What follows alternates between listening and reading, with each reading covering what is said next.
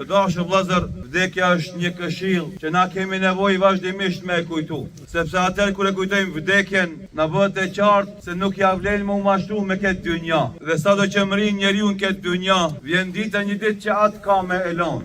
Edhe kur vendoset në varr, e kupton mashtrimin e madh në cilin ka jetuar sa ka qenë në dynja. Andaj Allahu Dhu Xhelal në Kur'an thot: "Fala yaghurrannakumul hayatud dunya wala yaghurrannakum billahi al-gharur."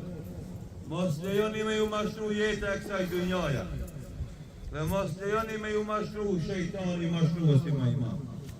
E njeriu sa është gjallë, thot edhe 1 vjet e do pendohen, e ti bëj 50 vjet e do rregullohen, e ti bëj 60 vjet e do jem xhamati i rregullt i xhamis, e ti bëj 70 e të pendohen. Mirë, po parashtrohet pyetja dhe dilema, thuvall, kush për neve ka garanca që edhe sonte ka me mri.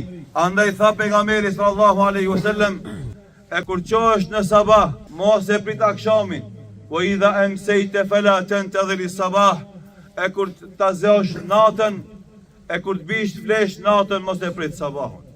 Askush për neve s'ka garancë se ka me jetu deri në aksham e mos flasim edhe 1 vjet e 50. Andaj secili për neve duhet përgatitet për këtë moment.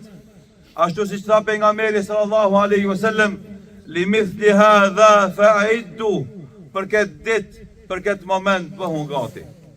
Parashtrohet pyetja, me ardh dikush me na pyet: a jemi gati na sot me adorzu amanetin Rabbul Aleminit, e me qenë sigurt se ajo që kemi me gjetë në varrin ton, ka me qenë ajo që ka me na gëzu.